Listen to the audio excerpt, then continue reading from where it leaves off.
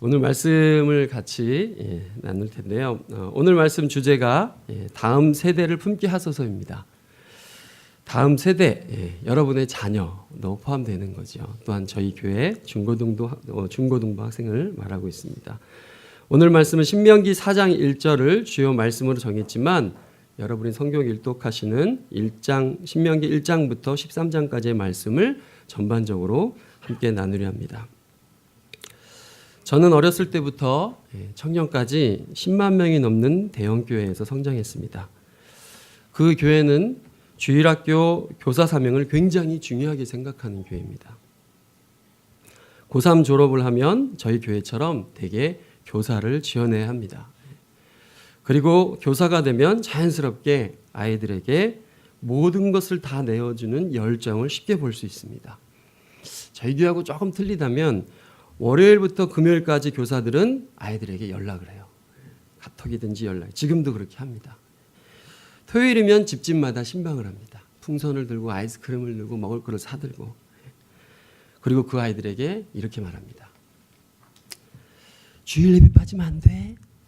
내일 봐. 꼭 봐. 약속해. 도장 찍어. 이거 합니다. 월요일부터 토요일까지의 모든 행동은 주일 예배를 드리도록 안내하기 위한 열정입니다. 그 교회 주변 초등학교는 전교 학생이 대부분이 그 교회를 출석하고 있습니다. 그런데 이상한 건 이렇게 잘 해주고 보살펴주고 먹였던 초등학생들이 중학생이 되면서 3분의 2 가량이 교회를 떠난다는 거예요. 그리고 고등학생이 되면 그 중학생의 또 반이 사라집니다. 청년은 어떨까요? 저희 교회 청년이 많아서 딴 교회도 다 청년 많다고 생각하시죠? 언제 한번 교회를 빠지시고 다른 교회를 한번 가보세요. 청년은 거의 살아남지 못합니다. 지금도 그렇고 제가 다닐 때도 마찬가지입니다. 저는 이런 현상이 제가 다녔던 교회만 있는 현상이라고 그때 알았었습니다. 하지만 그렇지 않았습니다. 저는 신학을 하면서 사역할 곳을 위해서 여러 교회를 다녔고 또 탐방을 했었습니다. 그런데 어느 교회를 가도 이러한 문제는 동일하게 나타나고 있었습니다. 저는 왜 이러한 현상이 나타나는지 너무 궁금했습니다.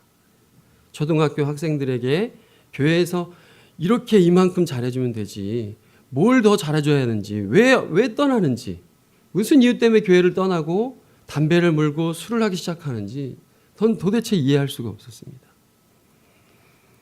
그리고 그렇게 고민을 많이 하는 중에 제가 기도하며 의정부 밀락동에 있는 한 교회를 오게 되었습니다. 여기요. 이 교회를 처음 왔을 때 저는 솔직하게 교회가 아닌지 알았습니다. 왜냐하면 교회 앞에 초인종이 있었습니다. 문은 잠겨 있었고 초인종을 누르지 않으면 안에 계신 분을 만날 수가 없었어요. 초인종을 누르자 제가 그때 기억하기로 첫 인상이 대학 교수님 같은 분이 앞에 딱 나오시는 거예요. 굉장히 인자하면서 뭔가 학식이 굉장히 뛰어나 보였어요. 다 그렇게 느끼세요? 담임 목사님 첫인상? 전 정말 그렇게 느꼈어요. 그리고 그 목사님의 손을 잡은 조그만 꼬맹이 초등학교 6학년짜리가 씩 웃으면서 아빠 뒤에 숨었었습니다. 그냥 그랬다고요. 그리고 저는 2층에 올라가서 목사님과 이런저런 얘기를 같이 나누면서 교회에서 사역을 하기로 정하게 되었습니다. 사역을 정하고 목사님께서 저에게 맡기신 사역은 예배인도 사역과 교육부를 맡아달라는 거였습니다. 그리고 이렇게 말씀하셨어요. 지금 중고등부가 3명 있는데 1명은 잘 나오는데 2명은 잘 나오지 않습니다. 다행인 건 이제 초등학교 6학년 아이들이 6명, 7명 정도 등반합니다. 라고 웃으면서 말씀하셨어요. 전 다행이 아니에요. 저는 아까 말씀드린 교회를 떠나는 상황에 마음이 아파서 그래도 뭔가 좀 아이들이 있는 교회를 찾고 싶어서 온 거였고 그런 기대감으로 왔어요. 그리고 거기다 굉장히 교육적 마인드도 특별할 것 같은 그 목사님의 얼굴을 보고 뭔가 기대했어요. 사실은 좀 편하게 사역하고 싶다. 근데 여기 이 교회도 모든 교회와 마찬가지로 똑같은 문제를 겪고 있었습니다. 전 사역이 갑자기 막 두려워졌어요. 막막했습니다. 근데 시간이 지날수록 이상하게 사역의 두려움보다는 열심히 해야겠다는 생각이 들었습니다. 이유는 아까 여러분의 그 첫인상처럼 진짜로 그 목사님의 마인드에는 교육적 마인드가 굉장히 깊었고 뛰어났습니다. 제가 성장했던 교회와는 굉장히 다른 모습으로 다른 형태로 교육에 대한 관심을 굉장히 많이 가지고 계셨습니다. 저는 목사님과 많은 대화를 하며 제가 가진 문화를 이해하는 은사, 저는 문화를 이해하고 문화를 만들어가는 데 있어서는 굉장히 좀 탁월해요. 많이 발달돼 있고 또 목사님의 교육적 마인드가 연합되면 우리가 보고자 하는 사역을 보겠다 하는 기대감이 생겼습니다. 그리고 목사님께서 저에게 늘 강조하셨던 교회 일꾼을 만들어야 된다. 키워봤자 다 떠나는 사역은 필요 없다. 어떻게든 일꾼 만들자라고 말씀하셨던 그 결과를 볼 수 있겠다고 생각을 했습니다. 그리고 더 관심이 갔었던 건 그때 뵀던 교사분들 그리고 성도님들의 그 친밀감 때문이었습니다. 만나면 만날수록 인격과 분위기가 저에게 굉장히 따뜻했습니다. 제가 좀 새로운 얼굴들을 좀 보게 되는데요. 아마 저하고 비슷하실 거예요. 샘물교회의 장점이 그 따뜻함이 있습니다. 분위기가 다른 교회하고 틀리게. 저도 동일하게 교회에서 사역자지만 성도님들이 그렇게 저에게 따뜻함을 많이 줬었습니다.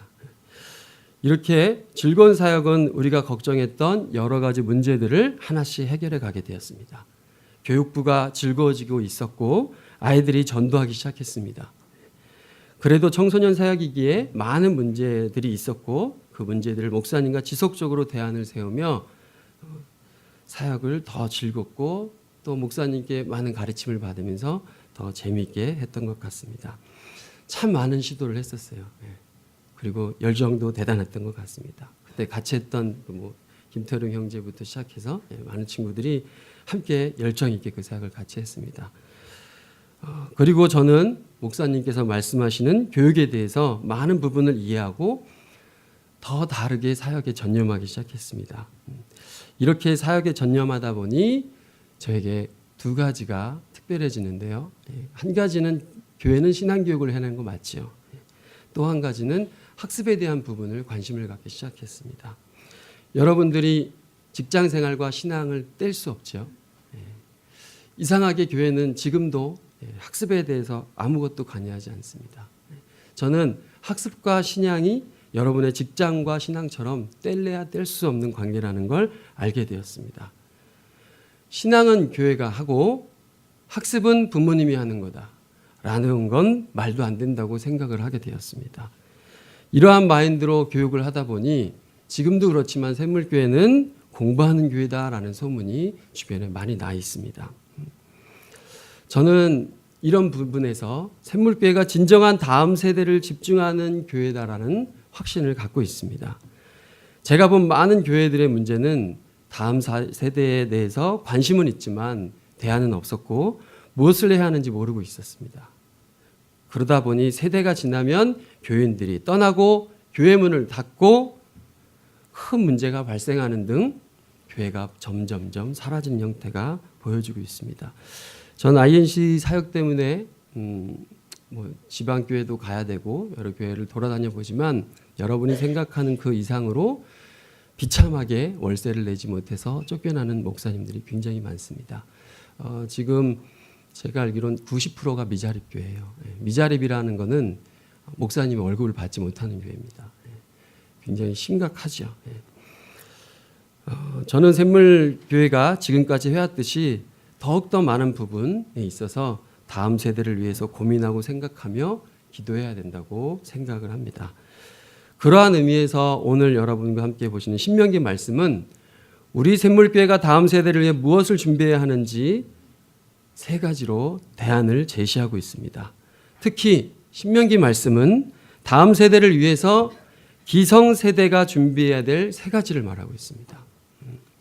저는 기분 나쁘실 수도 있겠지만 오늘 기성세대 분들에게 조금 부탁을 드려야 할 것 같습니다. 첫 번째, 기성세대가 준비해야 될 세 가지 중에 첫 번째는 다음 세대를 위해 돌아보기입니다. 우리 모두가 잘 알듯이 이스라엘 백성들에게는 특별한 고난이 있었습니다. 하나님을 바라보지 않는 신앙생활로 광야에서 40년이라는 생활을 했습니다. 광야 40년. 딱 느낌이 오세요? 광야 40년 그러면 느낌이 오시나요? 청년분들은 광야 40년 그러면 느낌이 오시나요? 그렇죠. 니네들은 환타지니까요. 예.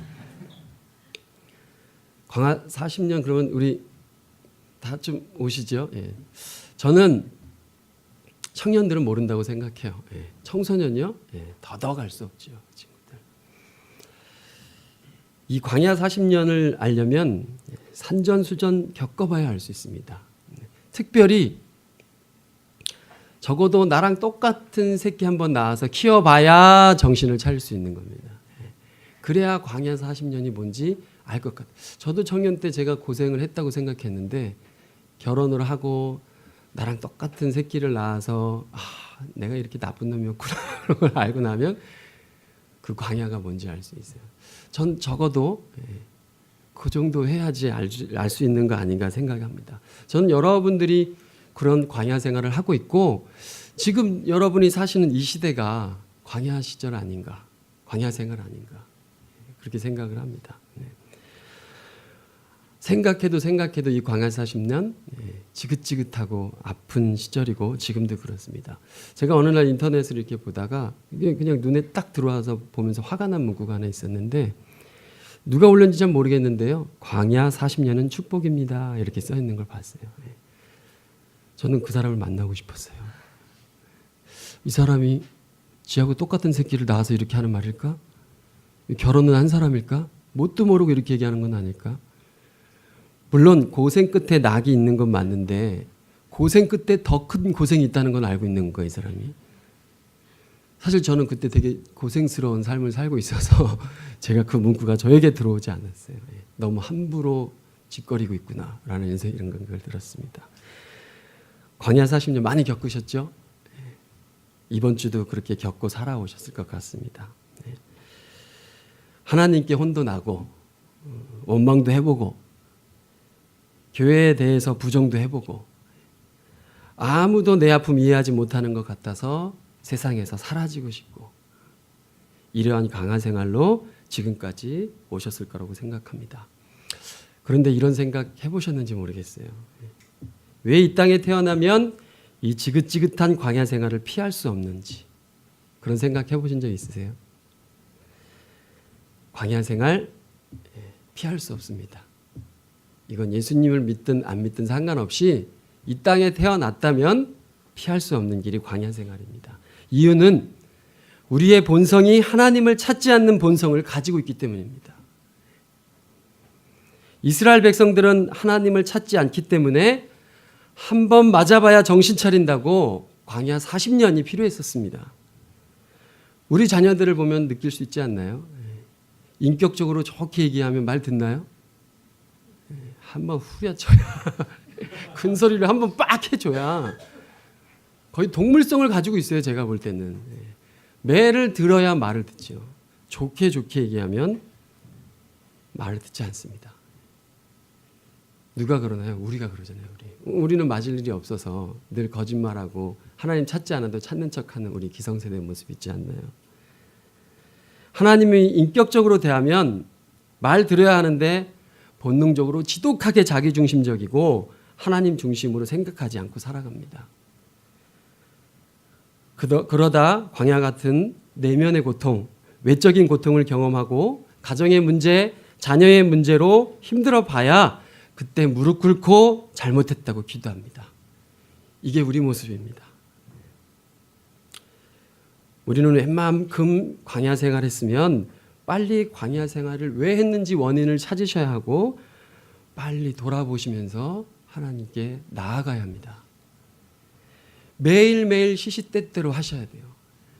이건 교회만 나오셔서 할 일이 아니고 너무나 하나님을 자주 잊어버리는 우리의 속성을 여러분들이 충분히 인식하신다면 매일매일 아침 걸어 다니면서도 여러 번 자신을 돌아보셔야 하는 것이 우리의 신앙생활입니다.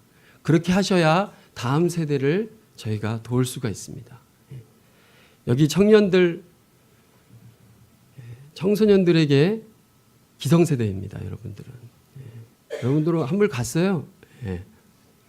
굉장히 뭔가 활동적이고 뭔가 생긴 게 뺀질뺀질해서 뭔가 하는 것 같지만 전 여러분께 부탁드리고 싶어요. 사실은 기성세대분의 역할이 있지만 진짜 중고등부의 기성세대는 청년이에요. 청년.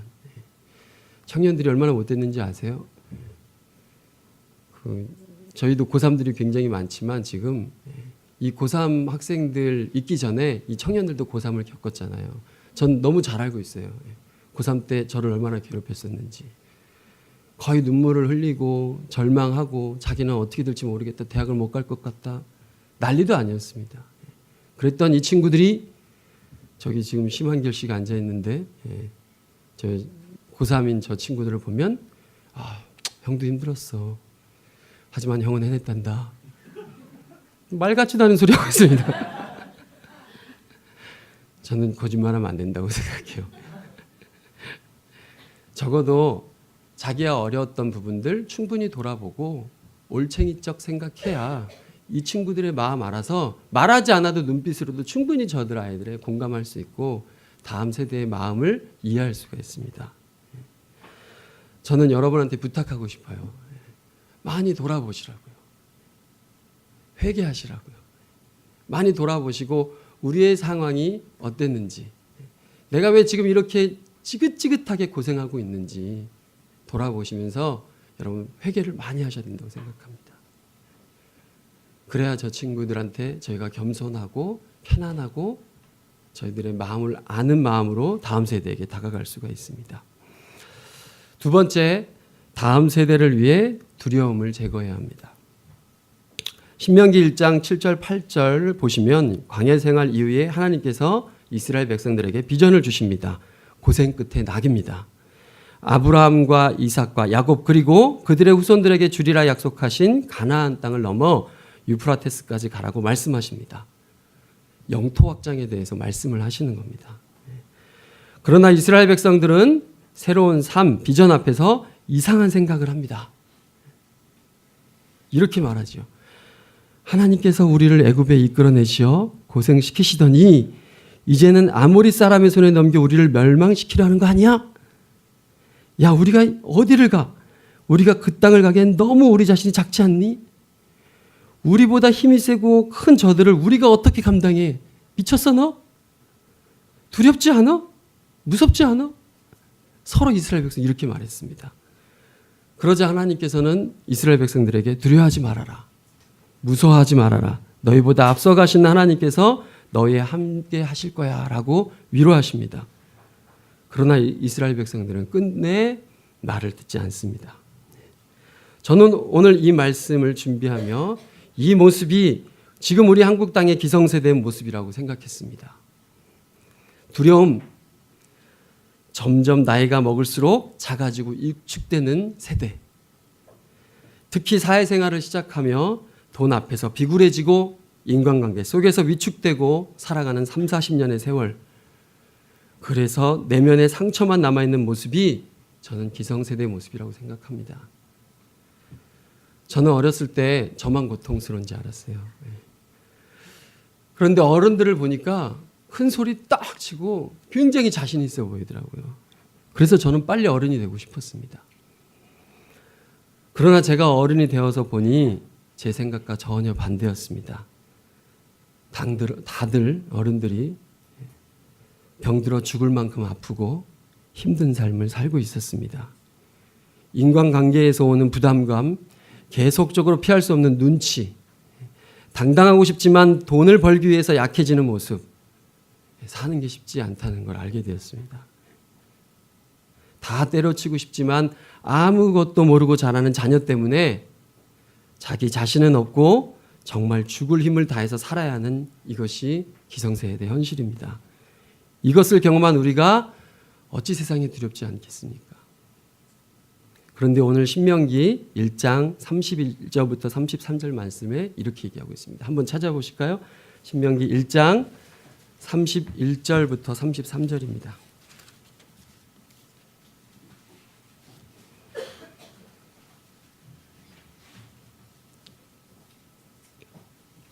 찾으셨으면 다 같이 읽겠습니다. 한 목소리로 시작.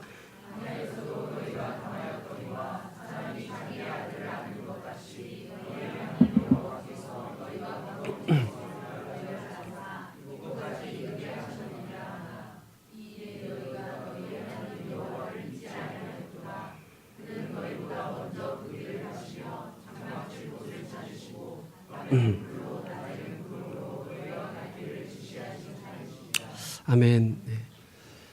여러분, 우리가 무서운 세상을 살고 있는 거 맞습니다. 네. 그러나 하나님께서는 우리에게 두려워하지 말고 지금까지 지키신 하나님을 바라보며 비전 앞에 나아가라고 말씀하고 계십니다. 왜냐하면 두려움은 다음 세대가 그대로 배우고 따라하기 때문입니다. 솔직히 말해서 우리가 다음 세대에게 가르친 게 무엇인가요? 두려움을 가르치진 않았나요? 우리의 아픔이지만 돈의 가치를 가르쳤고 부모처럼 욕먹고 살지 말라고 공부를 가르치고 계시진 않나요? 이러한 교육은 또한 이런 교육을 받은 세대는 우리가 아무것도 기대할 게 없습니다. 두려움은 우리에게 즐겁고 기쁜 삶을 절대로 주지 않습니다. 자기 개발은 없고요. 늘 정체될 수밖에 없습니다. 저는 K-팝이라는 프로그램을 참 잘 봅니다. 아세요? K-팝 그 노래에서 안 보세요? 박진영 그 가수들 나와서 심사하고 이러는 프로그램. 저는 그 노래를 듣고 싶어서 하는 것보다도 제가 원부터 지금까지 계속 빼놓지 않고 보고 있는데요. 박진영이라는 가수 때문에 그 프로를 봅니다. 그 프로에서 박진영이라는 사람이 그 노래를 심사하는 데 있어서 이렇게 말하는 걸 보면 참 희한한 얘기들이 굉장히 많고요. 이상한 얘기들이 많습니다. 참가자에게 이상한 말을 잘해요. 무대에서 떨면 노래 못한다. 안 떨려요? 노래에서? 당연한 거 아닌가요? 긴장하면 노래 못한다. 긴장을 어떻게 안 해요? 몸에 힘을 풀어야 한다. 그렇게 긴장하고 그리고 자꾸 딴 생각하고 성공에 대해서 집착하고 그러면 너는 음악적으로 성공 못한다. 그럼 몸에 힘이 들어가서 노래를 못한다. 노래 부르는 아이가 막 슬퍼 보이면 슬프면 노래 못한다. 좀 무슨 얘기를 하는지 참 궁금했었어요. 이제는 알 것 같지만 그 사람 이상한 얘기를 막 하는데요. 결론은 그렇게 말 같지도 않은 소리를 막 하면서 결국은 그 청소년들이 노래를 잘하는 사람으로 만드는 탁월한 사람입니다. 어느 순간 박진영이라는 사람은 노래 심사를 하는 게 아니라 상담을 하는 걸 볼 수가 있어요. 박진영이라는 가수가 상담한 이유가 뭔지 아세요? 이 사람이 이 박진영이라는 사람은 자기가 하고 싶은 거 다 해보고 살아간 사람이에요. 뭐 보도를 통해서 과거부터 아시는 분들도 있겠지만 참 나쁜 짓을 많이 한 사람입니다. 그래서 욕도 참 많이 먹었었죠. 본인의 욕구를 채우기 위해서는 안 해본 게 없는 사람이에요.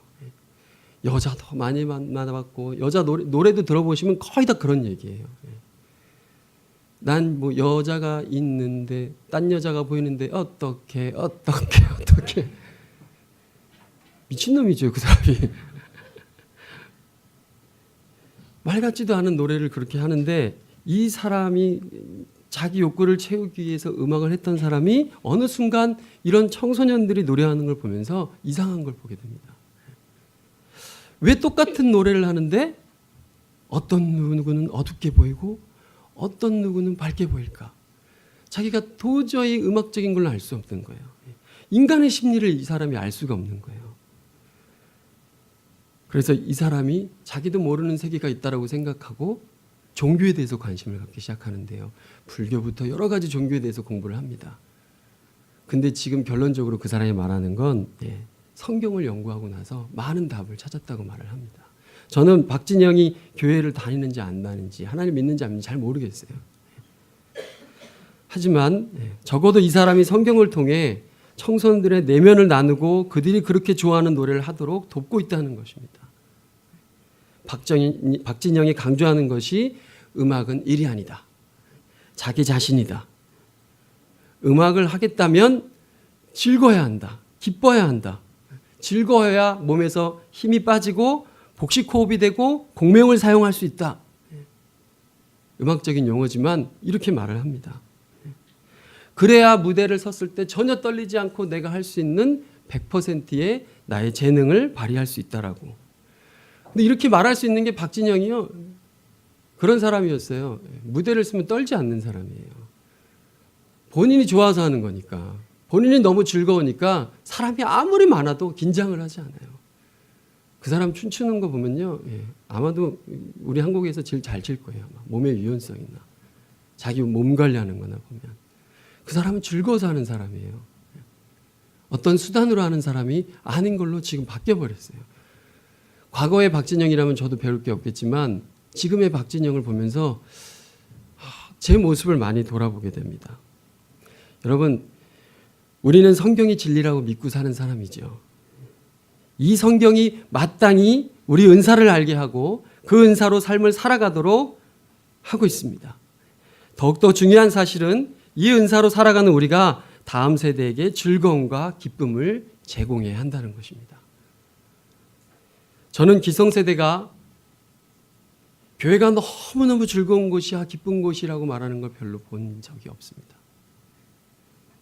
더 슬픈 사실은 내 자녀에게마저도 교회를 가라고는 하지만 즐거운 모습은 보여주지 않는 것 같습니다. 예수님이 너무 좋다고 다음 세대에게 가르치는 교사를 본 적이 별로 없습니다.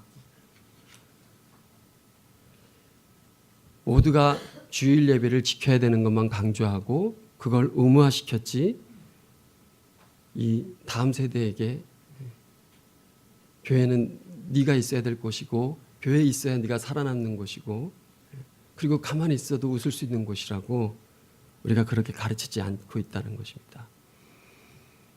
여기는 여러분이 다니시는 샘물교회, 곧 교회는 우리의 은사로 교회를 세우고 다음 세대에게 영향력을 반드시 줘야 하는 곳입니다. 우리가 즐거워야 합니다. 돌아보십시오. 오늘도 즐거워서 오셨습니까?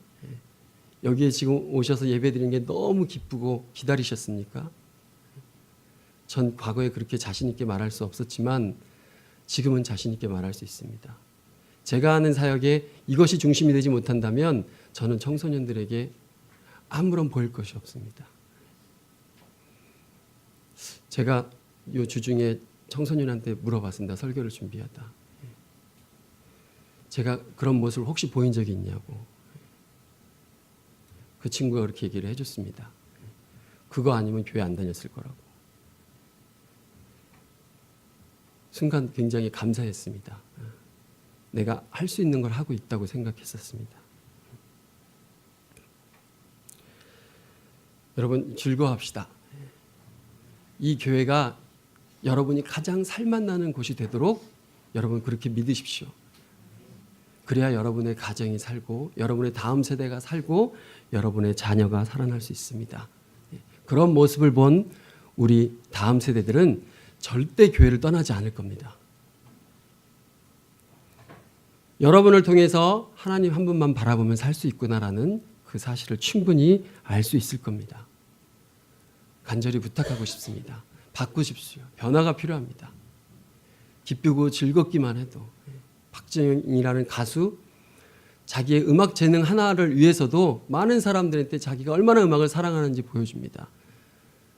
생명이신 예수님 앞에서 저희가 그 예수님이 너무너무 좋습니다라고 우리가 매일매일 눈물 흘리면서 고백하지 못한다면 그게 사랑입니까?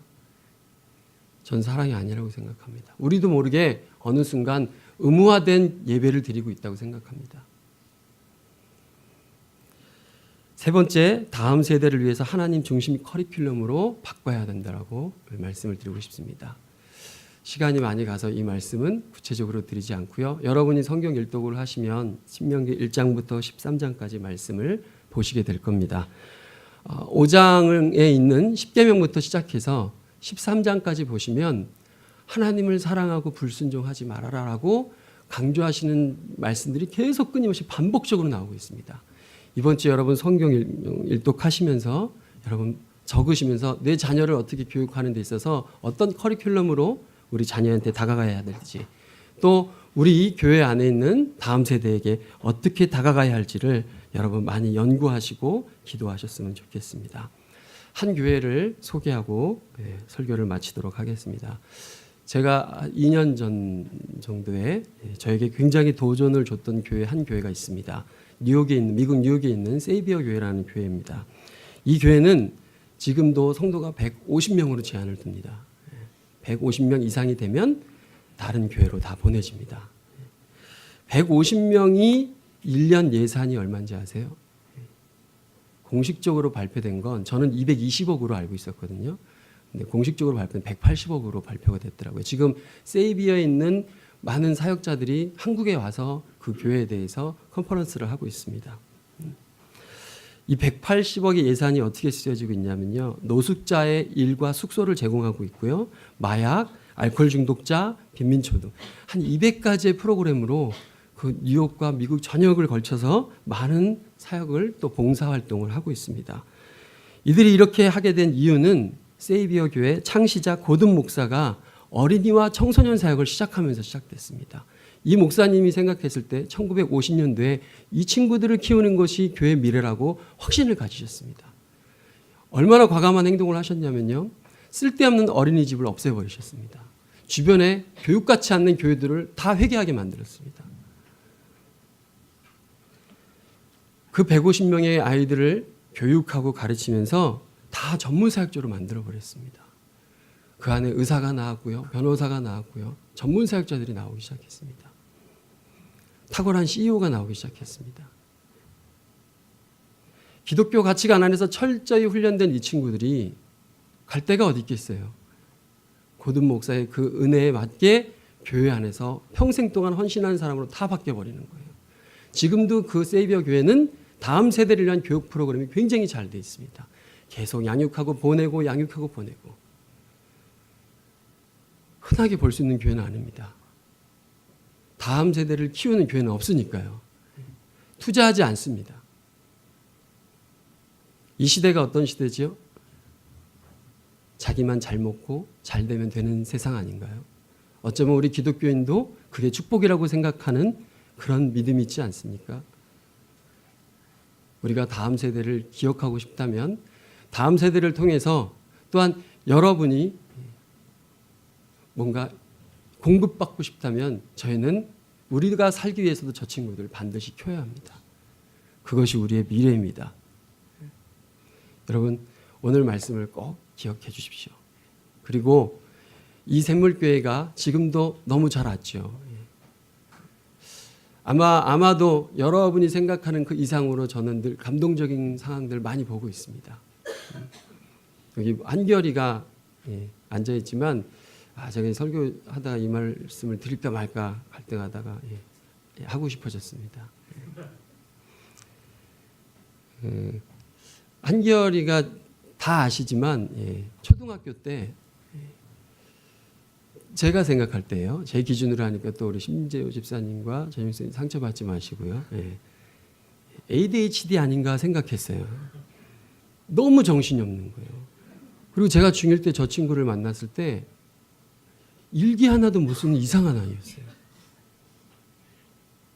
전 너무 이해가 안 됐어요. 제가 보는 그 활동이나 이런 거 봤을 때 제가 좀 정신이 없어 보이고 장난으로 ADHD 이런 말을 하지만 아니 왜 제가 저렇게 이상하지? 중고등부 올랐는데 이상한 거예요.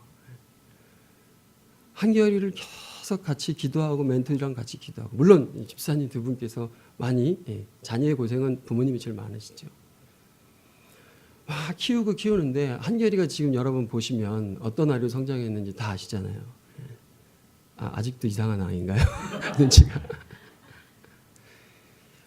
제가 눈물을 흘린 적이 있었어요. 한결이 때문에. 그 한결이가 무슨 옷을 살 일이 있었던 것 같은데 전현수 집사님께서 한결이한테 문자로 가난한 부모 만나서 미안하다 라고 문자를 보내셨나 봐요. 근데 저 친구가 답장을 어떻게 했냐면요. 아닙니다. 하나님 믿는 부모님 만나서 감사합니다. 제가 지금도 소름 끼칩니다. 이렇게 변화되는 건 전 사실 못 봤어요, 여태까지. 제가 샘물교회 8년 동안 사역하면서도 부모님한테 그렇게 고백하는 거 본 적이 없습니다. 어느 날 새벽 3시에 문자가 왔어요. 저한테, 심한결 씨한테. 갑자기 목사님 사랑합니다 이렇게 와요. 네. 그래서 저는 욕도 잘하고 막 이렇게 쓴소리 잘하니까 제가 닥쳐 이렇게 보냈어요. 안 자고 뭐 하는 거야? 막 이렇게 보냈더니 저한테 저 지금 하나님 음성을 들었습니다. 하나님은 목사님을 너무 사랑하십니다. 목사님 힘내세요. 저는 늘 힘들 수밖에 없죠. 네. 새벽 3시에 고등학생이 안 자고 하나님 음성을 들어요. 사역의 보람을 많이 느꼈습니다. 물론 한결이가 여기 앉았기 때문에 한결이만 얘기하는 거고요. 우리 샘물교회 중고등부 학생들이 너무 많이 바뀌어 있고요. 학교에서도 많은 영향력을 주기 위해서 크리스찬의 모습으로 나가고 있습니다. 여러분들께서 그렇게 키우고 계신 거예요. 하지만 전 앞으로가 걱정됩니다. 우리 기성세대가 바꾸지 않는다면 저 다음 세대도 가다가 멈출 겁니다. 더 돌아보십시오. 다음 세대를 위해서 두려움 갖다 버리십시오. 그리고 여러분, 이 교회가 정말 즐겁고 행복하다고 이 친구들에게 그냥 보여주세요. 말하지 않으셔도 얼굴로 보일 수 있을 정도로.